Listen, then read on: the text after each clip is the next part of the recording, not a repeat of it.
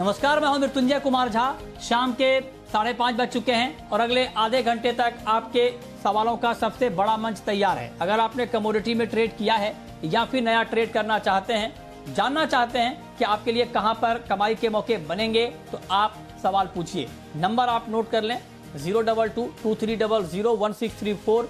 इसके अलावा आप 02223001635 पर भी अपना सवाल पूछ सकते हैं।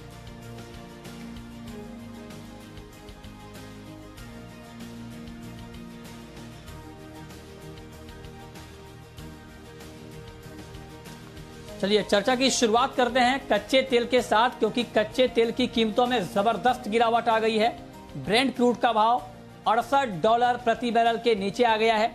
WTI क्रूड का भाव $65 के नीचे फिसल गया है और MCX पर कच्चा तेल 4,900 रुपए के नीचे 4% तक की गिरावट कच्चे तेल की कीमतों में दिख रही है।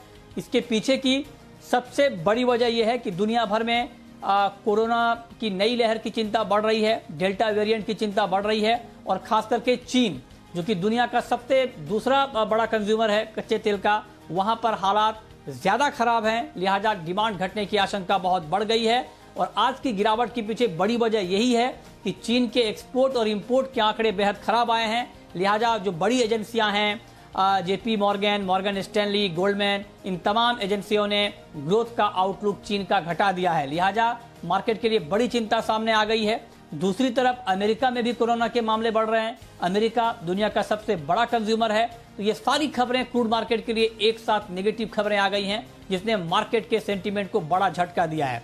हमारे साथ बातचीत के लिए मेहमानों का एक खास पैनल है। हमारे साथ हैं अनुज गुप्ता, IIFL सिक्योरिटीज के, नरेंद्र तनेजा हैं एनर्जी मार्केट के एक्सपर्ट, बीरेन वकील हैं पैराडाइम कमोडिटी के, और अतुल चतुर्वेदी हैं प्रेसिडेंट हैं SCA के। आप सभी का बहुत बहुत स्वागत है। और तनेजा जी, मेरा सबसे पहला सवाल सर आपसे ही होगा। इनफैक्ट आपने कहा था, मुझे याद है, और मैं इसके लिए आपको बधाई देना चाहूंगा, आपने कहा था कि तेल की तेजी टिकाऊ नहीं है और इनफैक्ट आप देखिए कि मार्केट में इतनी ज्यादा गिरावट आ गई। हालांकि इतनी ज्यादा गिरावट अचानक आ जाएगी इसकी भी संभावना किसी ने जताई नहीं थी। तो अब आप बताएं सर कि ये जो कंसर्न सामने निकल के आया है चाइना में, अमेरिका में, ये मार्केट को कहां तक धकेलेगा? नहीं, देखिए, जैसा मैं आपके शो में ही कई दफे रिपीटेडली कहा है मैंने कि जिस तरह की बातें होने लगी थी कि $100 हो जाएगा वगैरह वगैरह, वो सब तो मतलब अनरियलिस्टिक मुझे नहीं लगता था। और ये जो हमने देखा है चाइना से, अमेरिका से, पश्चिम के कुछ अन्य देशों से, और कहीं ना कहीं इस बात की लगातार आशंका भारत की तरफ से लोगों का बार बार ये कहना, एक्सपर्ट्स का कहना कि तीसरी लहर आ सकती है और तीसरी लहर में जो है अर्थव्यवस्था को फिर थोड़ा चोट पहुंच सकती है। तो कुल मिलाकर के यही मुख्य कारण है कि जो प्रोजेक्शंस आने लगे थे कि डिमांड इतनी बढ़ने वाली है और जो सप्लाई है उसमें जो है परेशानी हो जाएगी, तो लिहाजा ये तेल की कीमत ऊपर जाने लगी। अनरियलिस्टिक था, अनसस्टेनेबल था, टिकाऊ बिल्कुल नहीं था। और मेरा ये मानना है अभी भी जो कीमत गिरी है इसको लेकर बहुत ज्यादा उत्साहित होने की आवश्यकता नहीं है, क्योंकि मुझे नहीं लगता कि तेल जो है वो वापस कहीं 30-35 पर पहुंचने वाला है। ऐसा कुछ नहीं होने वाला है। जो चाइना के अंदर से खबर आई है खास उसको लेके बाजार बहुत चिंतित है, क्योंकि चाइना में जो खबर आई है लोग मान के चलते हैं कि चाइना से जो भी खबर आती है दरअसल असली हालात उससे ज्यादा खराब होते हैं, पूरी खबर निकल के नहीं आती है। इसलिए बाजार ने उसको अभी तो डिस्काउंट कर रखा, लेकिन आगे जाकर के वो मार्केट में और रिफ्लेक्ट करेगा। हो सकता है कि आने वाले समय में थोड़ी कीमतें और नीचे जाएं, लेकिन जैसे मैंने कहा कि कुल मिलाकर के जो आज की स्थिति, अब कोरोना वायरस बिल्कुल बेकाबू हो जाए पूरी दुनिया में तो एक अलग परिस्थिति हो जाएगा, अलग हालात होंगे, लेकिन आज की जो स्थिति है उसके हिसाब से कीमत हो सकता है थोड़ी और नीचे भी चली जाए। लेकिन कुल मिलाकर के ये जो आपका जो 60s वाला बैंड है, मतलब 62, 63 से लेकर के 68, इसके आसपास ही कीमत जो है कुल मिलाकर के सस्टेन करेगी। कभी थोड़ा ऊपर जाएगी, कभी थोड़ा नीचे जाएगी, लेकिन कुल मिला के मुझे लगता है कि जो अभी जो है आने वाले समय में यही बैंड, इसके अंदर ही कीमत को रहना चाहिए। अच्छा, तो ये आपने डिटेल में समझाया कि क्रूड का प्राइस अभी किस रेंज में रहेगा और किस तरह से आगे इसमें कामकाज हो सकता है। बहुत शुक्रिया सर आपका हमारे साथ जुड़ने के लिए और क्रूड पर अपनी बात रखने के लिए। बीरेन जी, मैं अब ट्रेडर के पॉइंट ऑफ व्यू से आपसे पूछ रहा हूं, MCX पर कच्चा तेल 4,900 के करीब है, करीब करीब 4% नीचे है।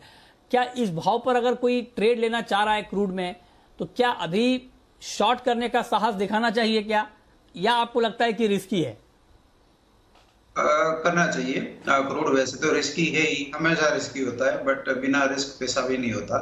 तो करंट लेवल शॉर्ट किया जा सकता है विद प्रॉपर मार्जिनिंग और रिस्क मैनेजमेंट के साथ। इसकी जो रेंज रहेगी फिलहाल वो 4700 से 5000 की रहेगी। करंट लेवल पे मैं शॉर्ट प्रेफर करूंगा।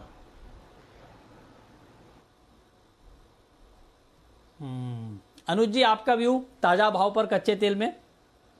मृदुल जी गुड इवनिंग। बिल्कुल जिस तरीके से इसने एक डाउनसाइड प्रेशर दिखाया है, मुझे लगता है कि यहाँ पर बिकवाली का ट्रेड बनना चाहिए। ऑलमोस्ट करंट रेट से भी मेरी भी सेल की सलाह रहेगी। एक्सपेक्टेड है नीचे 4800 तक के लेवल देखने को मिल सकते हैं। ट्रेंड डाउन है, फंडामेंटली भी मार्केट अभी सपोर्टिव नहीं है, तो मुझे लगता है कि यहाँ बिकवाली का ट्रेड बनाया जा सकता है। अच्छा, तो आपको लगता है कि अभी भी क्रूड में बिकवाली का ट्रेड बनाया जा सकता है? फंडामेंटल आपके सामने है, डिमांड घटने की आशंका दुनिया भर में बढ़ी है, उसने मार्केट को झटका दिया है। लेकिन हाँ, आप जो भी ट्रेड लें स्टॉप लॉस ज़रूर लगाएं, क्योंकि मार्केट बहुत ज़्यादा वोलेटाइल है और इसलिए स्टॉप लॉस लगाना आपके लिए बेहद ज़रूरी है। तो ये बात हो गई क्रूड की। क्रूड के बाद अब हम बात करेंगे गोल्ड और सिल्वर की, क्योंकि आज कमोडिटी मार्केट के लिए बड़ा दिन इसलिए है कि क्रूड, गोल्ड, सिल्वर, सोयाबीन, इन सारी कमोडिटी में ज़बरदस्त गिरावट का माहौल बना है। और अब आप देखिए क्रूड 4% गिर गया, तो गोल्ड एक झटके में ही इंट्राडे में आज 600 रुपए से ज़्यादा गिर गया था। चांदी में 1400-1500 रुपए की गिरावट आ गई थी। अभी भी दाम बहुत नीचे हैं गोल्ड और सिल्वर के। और इस वक्त अगर आप देखें तो MCX पर गोल्ड का भाव 400 रुपये नीचे है और सिल्वर का भाव अभी अभी अगर आप देखें तो करीब करीब 1000 रुपये नीचे है। गिरावट क्यों आई है? गिरावट गोल्ड और सिल्वर में इसलिए आई है कि इस बार की गिरावट का विलेन अमेरिका है और वहां पर जो आंकड़े आए हैं रोजगार के बहुत बेहतर आंकड़े आए हैं और जुलाई के महीने में एक साल में सबसे ज्यादा लोगों को नौकरियां अमेरिका में मिली हैं। और इस एक खबर ने मार्केट के सेंटीमेंट को इतना बड़ा झटका दिया कि दुनिया भर में गोल्ड और सिल्वर की कीमतों में जबरदस्त बिकवाली आ गई। बिकवाली क्यों आई? अब आप ये सोच रहे होंगे कि अमेरिका के बेहतर जॉब आंकड़ों का गोल्ड से क्या लेना देना। जो लोग गोल्ड मार्केट में नए हैं तो उनके लिए जानना जरूरी है कि जब अमेरिका में बेहतर आंकड़े आए हैं तो इस बात की उम्मीद बढ़ गई है कि फेड, जो कि वहां का सेंट्रल बैंक है, फेड की तरफ से जो ब्याज दरें हैं वो जो उन्होंने पहले कहा था कि 2023 में, उससे पहले मतलब तय वक्त से पहले ब्याज दरें वहां पर बढ़ सकती हैं, बॉन्ड बाइंग कम हो सकती है। लिहाजा अगर ऐसा होगा तो गोल्ड से पैसा निकलेगा, दूसरी तरफ जाएगा और इसलिए गोल्ड में अचानक से बिकवाली भी बढ़ गई है और इसलिए मार्केट का सेंटीमेंट कमजोर हो गया है। तो अब मैं आपसे पूछना चाहता हूं बीरेन वकील जी कि फंडामेंटल की बात तो हमने कर ली क्यों गिरा है, लेकिन अब सवाल यह है कि क्या ये फंडामेंटल गोल्ड को और सस्ता करेगा? क्या अभी गोल्ड और नीचे जा सकता है? क्या व्यू है आपका? पर्टिकुलर आज के दिन में मार्केट में फ्लैश क्रैश देखा गया था, जो क्योंकि आज सिंगापुर बंद था और जापान बंद था, तो ऐसे समय में कुछ अल्गो बॉट्स को मस्ती करने का अच्छा मौका मिल जाता है। तो मॉर्निंग में हमने गोल्ड में 1680 तक का प्राइस देख लिया, सिल्वर में भी 22-29 तक का प्राइस देख लिया। तो आज का जो ये सेल ऑफ है वो पैनिक और स्टॉप लॉस ट्रिगरिंग का है। मार्केट थोड़ा वापस बाउंस बैक हो जाएगा, बट टेम्पररी इसमें इंटरिम टॉप जो बना है वो ये है कि 1750-60 का इंटरिम टॉप है गोल्ड में, और सिल्वर में जो इंटरिम टॉप है वो करीबन 2480 के आसपास का है। इंडियन टर्म्स में इसकी रेंज मेरे हिसाब से 45,500 से 47,500 की रहेगी। जब तक जैक्सन हॉल मीटिंग खत्म नहीं हो जाएगी अगले 8-10 दिन में जो है, तब तक मार्केट सीमित दायरे में रहेगा, बट हल्का सा झुकाव सेल ऑन रैली का यानी उछाले पे भी क्वालिटी रहेगा। ओके, ये राय आपकी गोल्ड पर है। अनुज जी, अब मैं आपसे ट्रेडर के लिए पूछना चाहता हूं, विशुद्ध रूप से जो लोग ट्रेड करते हैं, इन्वेस्ट नहीं गोल्ड में, उनके लिए ताजा भाव पर क्या राय है? 46,245 का प्राइस है। आज शाम के कारोबार के लिए क्या 46 to 45 का रेट सेल के लिए ठीक है? देखिए बिल्कुल मुझे लगता है कि करंट रेट के आसपास बिकवाली की जा सकती है, क्योंकि जो हमने एक लोअर लेवल से रिबाउंड देखा है, तो मुझे लगता है कि अब मार्केट अब रिट्रेसमेंट में है, तो थोड़ा सा बिकवाली का जो सेंस है वो मार्केट में बना है। तो बिकवाली साइड में ट्रेडिंग अपॉर्चुनिटी देख सकते हैं और नीचे हमें लगता है कि 45,900 तक का टारगेट देखने को मिल सकता है। और इंटरनेशनल मार्केट की अगर बात करें तो अगेन हमें लगता है कि नीचे करीबन $1730 तक के लेवल देखे जा सकते हैं। तो सेल एंड राइज का मार्केट रहेगा। करंट रेट से भी मुझे लगता है कि बिकवाली का ट्रेड लिया जा सकता है, क्योंकि डॉलर में जो स्ट्रेंथ है उससे मार्केट को थोड़ा सा एक नेगेटिव सेंस मिला है। मुझे लगता है कि थोड़ा सा नेगेटिव गोल्ड सिल्वर में ट्रेंड फिलहाल अभी कुछ ही दिन हम यहाँ पर देखेंगे। ओके, तो ये राय हो गई आपकी गोल्ड में कि अभी क्या करना चाहिए। सिल्वर में भी आपने कहा कि बिकवाली का, बीरेन जी की भी राय है कि चांदी आप बेचें, 63,400 का टारगेट यहाँ पर रहेगा। अभी भाव है 63,948 रुपए का चांदी का। ठीक है, चांदी पर लेकिन बीरेन जी मैं थोड़ा आपसे और पूछना चाहता हूँ कि देखिए गोल्ड के लिए आज कुछ और एक्सपर्ट का ये मानना था कि गोल्ड के लिए दो तरह की खबरें हैं। एक खबर ऐसी खबर है जो मार्केट को थोड़ा बहुत सपोर्ट भी दे रहा है, और वो खबर है दुनिया भर में डेल्टा वेरिएंट का फैलना। और कुछ एक्सपर्ट का ये मानना है कि जो अमेरिका में जॉब के आंकड़े आए उसके दम पर गोल्ड में भारत में और या बाकी देशों में भी और ज्यादा गिरावट आती अगर डेल्टा वेरिएंट की चिंता सामने नहीं होती। तो मतलब डेल्टा वेरिएंट की चिंता है, इसलिए नीचे से गिरावट को रोकने की कोशिश यहाँ पर हुई है। लेकिन चांदी के लिए तो दोनों खबर निगेटिव है। डेल्टा वेरिएंट की अगर चिंता बढ़ रही है तो इंडस्ट्रियल डिमांड भी चांदी की कम होगी, और दूसरी तरफ जो अमेरिका के आंकड़े आए वो तो नेगेटिव हैं ही। तो अब आप बताएं कि चांदी में तो गिरावट ज्यादा होनी चाहिए अगर हम फंडामेंटल को देखें कंपेयर टू गोल्ड, क्या कहेंगे आप? सिल्वर को मैं एक अलग नजरिए से देखता हूँ, जिसको रिस्क ऑन, यानी जब बाजार बेफिक्र होगा, कोई डर नहीं होगा तो सिल्वर आउट परफॉर्म करेगी, और डर होगा तो सबसे पहले वो गिरेगी। हाई बीटा आइटम है, इसलिए आज हमने जो देखा है वो रिस्क ऑन वाला मामला है, यानी हर चीज में स्टैम्पेड है, मेटल्स में, क्रूड में, एग्री मार्केट्स में इवन, और ये थोड़ी स्पिल ओवर इफेक्ट है जॉब डेटा की, और बंद बाजार थे आज सिंगापुर और जापान, उसके हिसाब से हमको थोड़ी ओवर दिख रही है। 2-3 दिन में मामला थोड़ा संभल जाएगा। जहां तक चांदी का सवाल है तो यूजुअली मैं इसमें सेल साइड इसलिए रहता हूँ कि इसका कैरी कॉस्ट ज्यादा है। हर 2 महीने आपको 1500 रुपये का खर्चा लग जाता है बाय एंड होल्ड में, तो वो इतना ब्याज भरने की मेरी इच्छा नहीं होती कभी, इसलिए मैं यूजुअली सेल साइड रहता हूँ। और एक बड़ी खबर आई है, और खबर ये है कि national edible oil mission oil palm का ऐलान किया है। पीएम मोदी ने आज ऐलान किया और कहा कि मिशन के तहत 11,000 करोड़ रुपए खर्च करने का प्लान है। देश में तिलहन के उत्पादन को बढ़ाने पर फोकस किया जाएगा, पाम तेल का उत्पादन बढ़ाने पर जोर दिया जाएगा। ये कितना बड़ा ऐलान है और ग्राउंड पर खाने के तेल का उत्पादन बढ़ने में इससे कितनी मदद मिलेगी, इस पर बातचीत करने के लिए हमारे साथ हैं अतुल चतुर्वेदी, प्रेसिडेंट हैं solvent extractors association of India के। अतुल जी, बहुत बहुत स्वागत है। इनफैक्ट आप लोग बहुत लंबे समय से इस बात की मांग कर रहे थे कि तिलहन उत्पादन बढ़ाने को लेकर यहाँ पर कुछ ऐलान हो, और उस दिशा में ये बड़ा ऐलान माना जा रहा है। आप जरा बताएं कितना इम्पैक्ट होने वाला है तेलों के उत्पादन पर। सबसे पहले तो मैं प्राइम मिनिस्टर मोदी जी को और अपनी एग्रीकल्चर मिनिस्ट्री को धन्यवाद भी दूंगा और मुबारकबाद भी दूंगा कि फाइनली जो इतने सालों से हम लोग गवर्नमेंट को पीछे पड़े थे कि इसको आपको मिशन मोड में करना पड़ेगा अगर हिंदुस्तान की डिपेंडेंस इंपोर्ट्स के ऊपर घटानी है तो फाइनली आज जो अनाउंसमेंट आया है ये लॉन्ग टर्म के हिसाब से अगर देखें तो it is a game changing announcement. पर एक ही चीज मैं इसमें ये बोलना चाहूंगा कि पाम ऑयल अकेले के अनाउंसमेंट से कोई बहुत बड़ा चेंज इमीडिएटली हो जाए ऐसा मेरे को मुमकिन नहीं दिखता। वो इसलिए क्योंकि इस पाम ऑयल में जेस्टेशन पीरियड जो होता है ना, जिस समय से आप पेड़ लगाते हैं और जब से वो फ्रूट देना चालू करता है, वो पीरियड ऑलमोस्ट 5 साल का होता है। तो जो भी इसका इफेक्ट आएगा, मैं समझता हूँ 5-6 साल से पहले इसका इफेक्ट नहीं दिखाई देगा। भाई इसके लिए मेरा ये सजेशन था, और हम लोग गवर्नमेंट को काफी दिन से बोल भी रहे हैं कि पाम को भी आप सपोर्ट करिए, वो तो लॉन्ग टर्म के हिसाब से हो गया, पर जो अदर ऑयल सीड्स हैं जैसे मस्टर्ड है या ग्राउंडनट है या सोया है, इसकी तरफ भी थोड़ी तवज्जो देना बहुत ज्यादा जरूरी है, क्योंकि ये जो ऑयल सीड्स हैं इनका 3-4 महीने में ये रिटर्न आ जाता है, 3-4 महीने में ये पैदा हो जाते हैं। तो मैं समझता हूँ शायद हो सकता है कि इसका अनाउंसमेंट अभी अवेटेड हो। तो समझता हूँ, पर एक चीज तो मैं जरूर मुबारकबाद दूंगा कि फाइनली सिल्क सीड और अपनी डिपेंडेंस जो इंपोर्ट के ऊपर इतनी जबरदस्त हो चुकी है, इससे गवर्नमेंट को थोड़ा इसकी तरफ ध्यान देना पड़ा और आने वाले दिनों में मैं समझता हूँ इसकी तरफ और एक्शन होना चाहिए और दूसरे ऑयल सीड है उसको भी कवर होना चाहिए।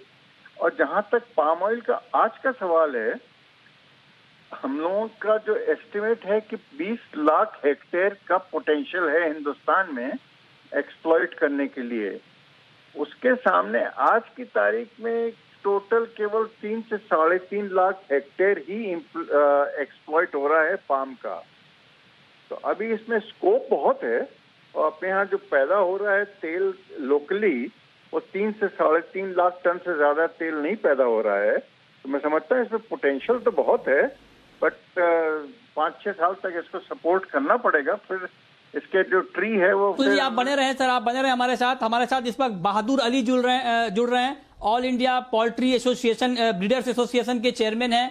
बहादुर अली जी कोई बड़ी खबर हमें बता रहे हैं सोया मिल के इंपोर्ट को लेकर। पहले बताएं बहादुर अली जी, क्या आधिकारिक ऐलान हो चुका है क्या 15 लाख टन सोया मिल इंपोर्ट की मंजूरी की जो आप लोग मांग कर रहे थे, क्या सरकार ने इसको मंजूर कर लिया है? बहादुर अली जी।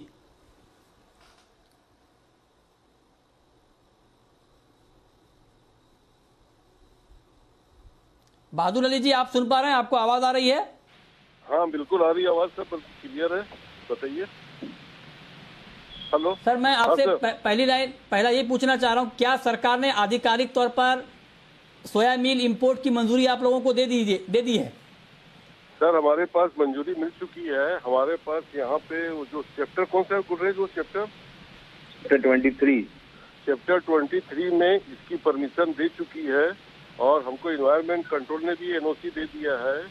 और इस तरीके से अब हमारे देश का कोई भी पोल्ट्री फार्मर हो, चाहे किसान हो, चाहे फीड मैन्युफैक्चरर हो, उस चैप्टर के अंदर डायरेक्ट डीओसी सोया मिल एनिमल फीड ग्रेड की इंपोर्ट कर सकता है।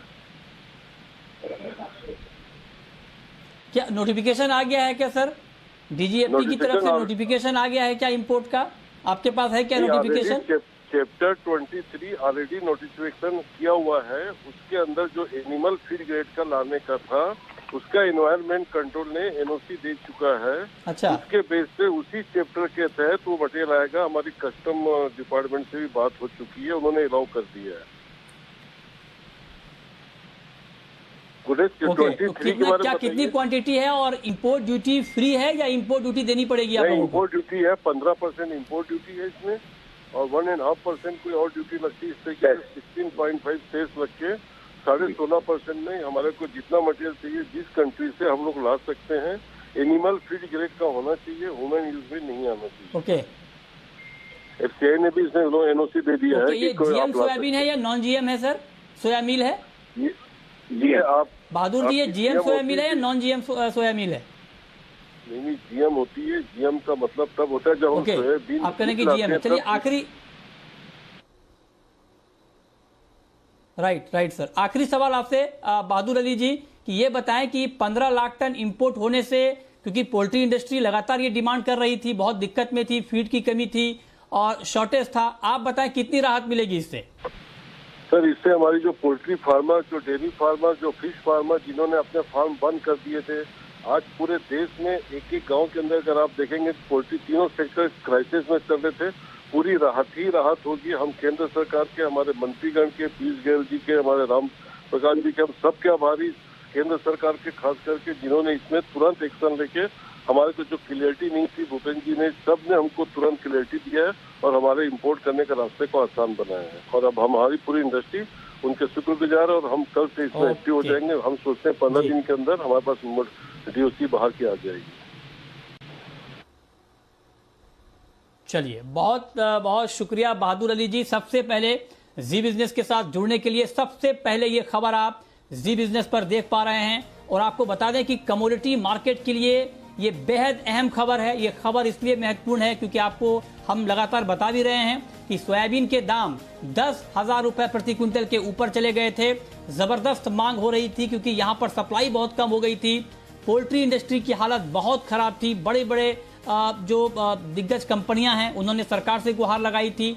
बहादुर अली जो कि पोल्ट्री ब्रीडर्स एसोसिएशन के चेयरमैन हैं, इन्होंने लगातार सरकार से मांग की थी, अलग अलग मंत्रियों से मिले थे और ये बात कही जा रही थी कि यहाँ पर मंजूरी दी जाए इंपोर्ट की, लिहाजा 15 लाख टन सोयाबीन इंपोर्ट को मंजूरी सरकार ने दे दी है। तो एक बड़ी राहत पोल्ट्री इंडस्ट्री के लिए बहुत बड़ी खबर है, क्योंकि अब आप सोचिए कि जो इंपोर्ट होगा, जो लैंडेड कॉस्ट होगा यहाँ पर सोयाबीन का, वो मेरे ख्याल से 50 रुपए प्रति किलो के आसपास का होगा। उसके अगेंस्ट में जो डोमेस्टिक मार्केट में प्राइस है सोयाबीन का, वो 90 से 95 रुपए किलो है। तो मतलब आप समझिए करीब करीब 40 से 45% सस्ते भाव पर उनको अभी ये मील मिल जाएगा, जो एक बड़ी राहत की बात पोल्ट्री इंडस्ट्री के लिए मानी जा रही है। बहुत शुक्रिया बहादुर अली जी आपका, अतुल जी आपका, अनुज जी आपका और बीरेन जी आपका हमारे साथ इस खास चर्चा में जुड़ने के लिए। छोटा सा ब्रेक के बाद भी खबरें जारी हैं। नमस्कार।